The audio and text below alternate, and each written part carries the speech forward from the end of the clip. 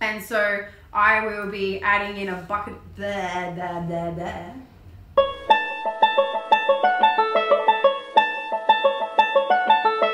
How's it going? So today's video uses this simplicity pattern. It is number 8882. It is originally a Patterns by Gertie pattern. However, this is just a simplicity print. We'll be using view A here. It's a vintage style top with a sweetheart neckline, and I think it is pretty darn cute.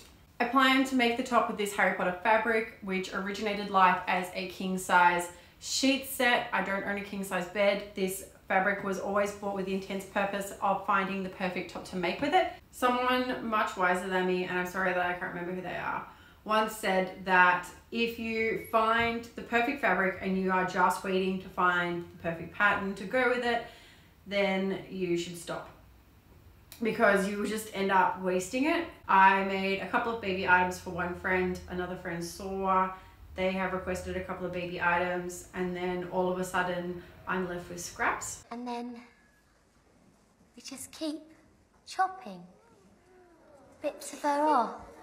I accidentally cut the crap out of this thing. Yeah. Back to the pattern.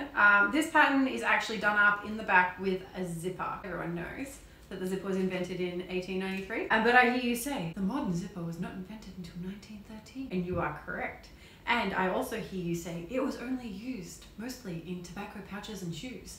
And you say, yes, that is also correct. It wasn't until the 1930s that zippers became used fairly commonly in clothes. And even then, buttons were a much more preferred closure. Of course, this being a 1960s reproduction, zippers were well and truly in use by then, but it doesn't mean that tops weren't still done up with buttons in the back. I think this comes down to personal preference. I personally prefer the button back. I find it more comfortable. I don't stress about them coming open during the day. I don't need to sew in a hook and eye just in case the zipper gets loose or whatever. I prefer it. I have this other top here. It is a reproduction from an Australian brand, which is fairly common. Most people in Australia will know the brand. But anyway, this really cute top with Peter Pan collar does have its own little button back. I love this top and it's super comfy. Yeah, so with all that being said, let's get started.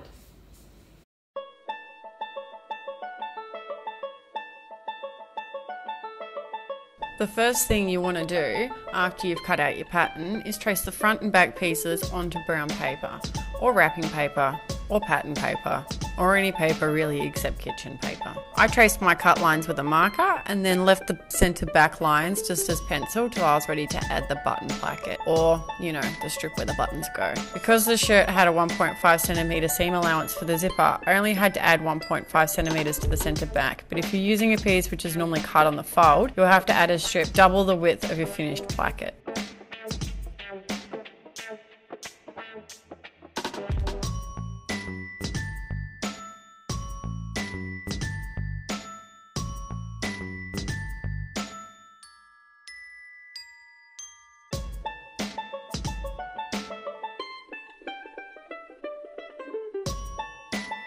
Make sure you trace your grain lines so the shirt doesn't twist in the wash, and cut it out of the fabric. There's lots of videos on short and long grain, but if you're using scrap like me, I personally think it's most important to just pick one grain and stick with it. Make sure you don't cut on the bias or the diagonal.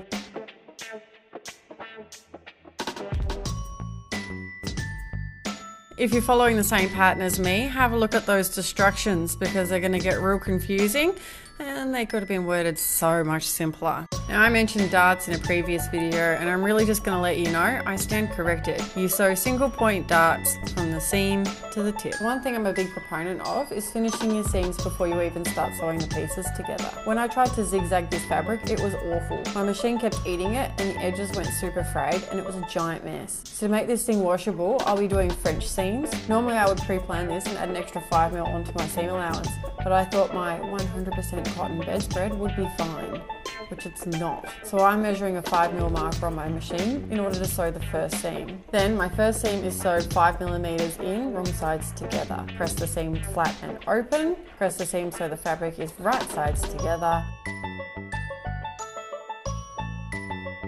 And then sew back over the seam 1 centimetre in, using up the whole 1.5 centimetre seam allowance. I've only done French seams on structured dresses where the sleeves are eased into the arm side and don't have any crazy curves in it. So here we go, error number 1. When I tried to press this out, the seams were way too bulky and I had to go again.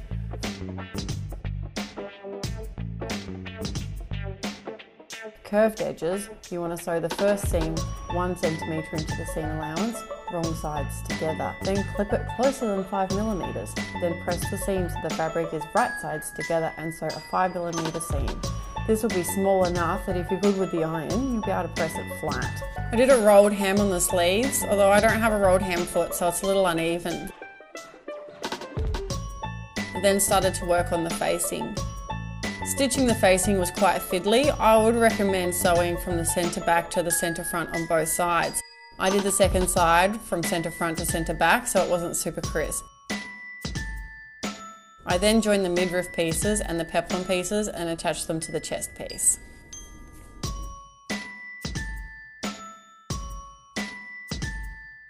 Last night I sewed the 3 bands of fabric together after I constructed them, and then I also cut out and ironed on a piece of fusible interfacing. I cut out a strip that was 1.5 centimeters wide, and I cut out 2 strips that were 1.5 centimeters wide, and then I stuck each strip to each side of the back opening. Now, I didn't bother showing you stitching all of these 3 panels together because I'm sure you've worked out how that goes by now, and what we're really here for is how to turn this into a button opening, so that's what we're going to do today. To make the button back, I measured 1.5 centimeters from the center back opening and then folded on that line. Then I pressed it down. Then I folded it again and pressed it again so that all the raw edges were on the inside. Then I stitched down close to the folded edge. I used a longer stitch for this because the stitches will be seen from the outside of the shirt, and it's much easier to get a neat straight line if you lengthen the stitch. I then measured the back of the top and spaced my buttons accordingly.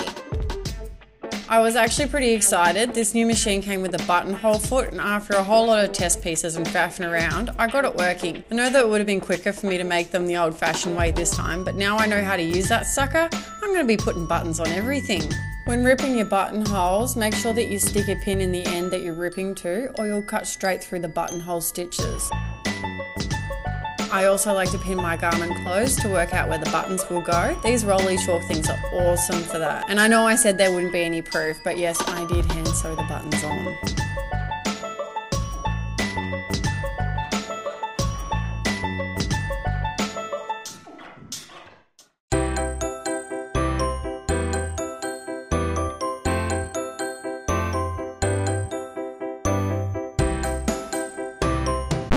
Normally, a grand reveal marks the end of an adventure when watching a sewing channel. However, oh, my favorite word, however. No, today we're going to do something a little bit different. At the moment, I really like this top, but I would not wear it in public. That is because it makes my boobs look saggy. There's no nice way of putting that.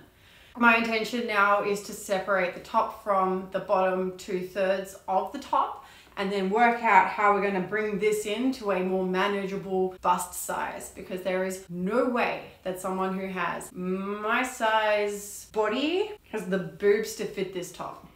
Trust me. So I settled in for yet another long session of unpicking. Thank goodness I was in good company.